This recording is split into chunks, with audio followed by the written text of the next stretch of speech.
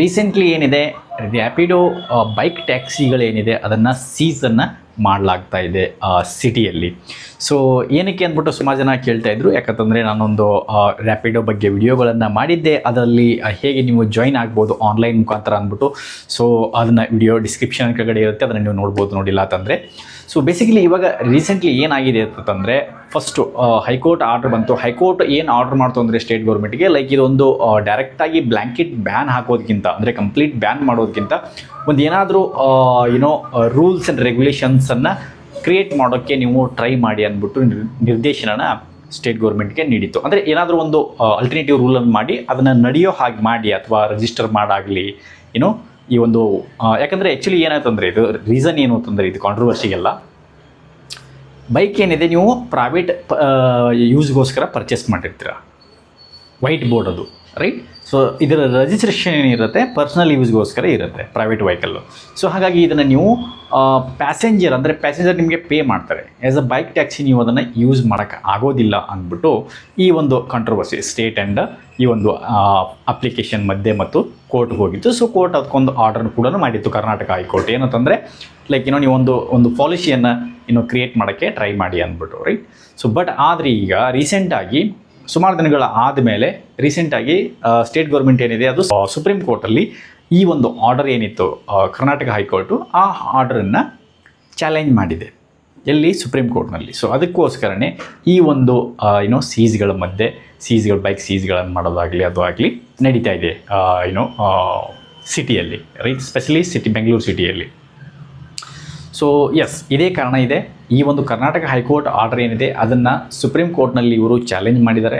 So ಅದೇ ಕಾರಣಕ್ಕಾಗಿಯೇ ಈ ಒಂದು ಸೀಸ್ ಮಾಡೋದಾಗಲಿ ಅಥವಾ ಫೈನ್ ಹಾಕೋದಾಗಲಿ ನಡೀತಾ ಇದೆ. ಫೈನ್ ಏನು ಹಾಕ್ತಾ ಇಲ್ಲ, ಐ ಥಿಂಕ್ ಸೀಸೇ ಮಾಡ್ತಾ ಇದ್ದಾರೆ ಅಂತ ಅನಿಸುತ್ತೆ ನನಗೆ. ಸುಮಾರು 2-3 ಜನಗಳು ವೀಡಿಯೋಗಳನ್ನು ಕಳಿಸಿದ್ರು ನನಗೆ. ಸೊ ಎಸ್, ಇದೇ ರೀತಿ ಅಥಾರಿಟೀಸ್ಗಳು ಇದನ್ನೇ ಮಾಡುತ್ತೆ, ಗೌರ್ಮೆಂಟ್ಗಳು ಇದೇ ಮಾಡುತ್ತೆ. ಏನಿರ್ತಂದ್ರೆ ಆ್ಯಕ್ಚುಲಿ ಗೌರ್ಮೆಂಟ್ ಮಾಡೋದಿಲ್ಲ, ಆ ಥರ ಕೆಳಗಡೆ ಒಂದು ಡಿಸ್ಟಿಕ್ ಲೆವೆಲ್ ಅಥಾರಿಟೀಸ್ ಏನಿರ್ತಾರೆ ಆ ಒಂದು ಅವರುಗಳು ಈ ಆ್ಯಕ್ಷನನ್ನು ತೊಗೊತಾರೆ. ಯಾಕಂದರೆ ಅವರು ಡೈರೆಕ್ಟಾಗಿ ಕಂಪ್ನಿಗಳಿಗೆ ನೋಟಿಸ್ ಕೊಡೋಕ್ಕಾಗಲ್ಲ. ಇವ್ರು ಏನು ಮಾಡಬೇಕು ಅಂತಂದರೆ ಡೈರೆಕ್ಟಾಗಿ ಕಂಪ್ನಿಗೆ ಒಂದು ನೋಟಿಸ್ ಕೊಡಬೇಕು. ನಿಮ್ಮ ಪ್ರಕಾರ ಇದು ಇಲ್ಲೀಗಲ್ ಅಂತಂದರೆ ಡೈರೆಕ್ಟಾಗಿ ಒಂದು ಅಪ್ಲಿಕೇಶನ್ ಕಂಪ್ನಿ ಏನಿದೆ ಅವ್ರ ಓನರ್ಗೆ ನೋಟಿಸ್ ಕೊಡಬೇಕು. ಸಮನ್ ಕೊಟ್ಬಿಟ್ಟು ಕರೆಸಿ ನಿಮ್ಮ ಆಫೀಸಲ್ಲಿ ಹೇಳಿ ಇದು ನಡೀತಾ ಇರೋದು illegal. Of course motor vehicle act ಪ್ರಕಾರ ವೈಟ್ ಬೈಕ್ ಏನಿದೆ ಅದನ್ನು ನೀವು ಟ್ಯಾಕ್ಸಿಗಾಗಿ ಯೂಸ್ ಮಾಡೋಕ್ಕಾಗೋದಿಲ್ಲ ಅಂದ್ಬಿಟ್ಟು ನೀವು ಹೇಳ್ತಾ ಇದ್ದೀರಾ. ಸೊ ಅದ್ರ ಪ್ರಕಾರ ಡೈರೆಕ್ಟಾಗಿ ಓನರ್ಗೆ ಒಂದು ನೋಟಿಸ್ ಕೊಡಿ, ನಿಮ್ಮ ಆಫೀಸಲ್ಲಿ ಕರೆಸಿ ಹೇಳಿ ಅದನ್ನು ಆಪ್ಷನ್ ಏನಿದೆ ಅದನ್ನು ಆಫ್ ಮಾಡೋಕ್ಕೆ ಹೇಳಿ ಅಪ್ಲಿಕೇಶನಲ್ಲಿ. That's it. ಯಾರು ಯೂಸೇ ಮಾಡೋದಿಲ್ಲ ಅಲ್ವಾ?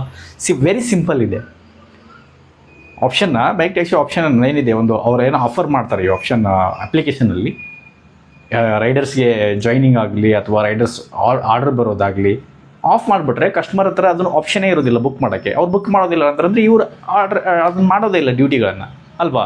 It is very simple. But ಆದರೆ ಅವ್ರು ಮಾಡೋದಿಲ್ಲ. ಯಾಕಂತಂದರೆ ಅದೊಂದು ರೂಢಿ ಇದೆ, ಕೆಳಗಡೆ ಜನಗಳಿಗೆ ತುಳಿಯುವಂಥದ್ದು ರೂಢಿ ಇದ್ದೇ ಇದೆ. ಅದು ಹಿಂದಿಂದ ನಡೀತಾ ಬರ್ತಾ ಇದೆ, ಮುಂದಿನ ನಡೀತಾನೆ ಹೋಗುತ್ತೆ. ಸೊ ಅದೇ ಕಾರಣಕ್ಕಾಗಿ ಈ ಸೀಸ್ಗಳನ್ನು ಮಾಡೋದು, ಫೈನ್ಗಳನ್ನು ಹಾಕೋದು, ಕೋರ್ಟ್ಗೆ ಹೋಗಿ ಕಚೇರಿಗೆ ಹೋಗಿ, ರೈಟ್.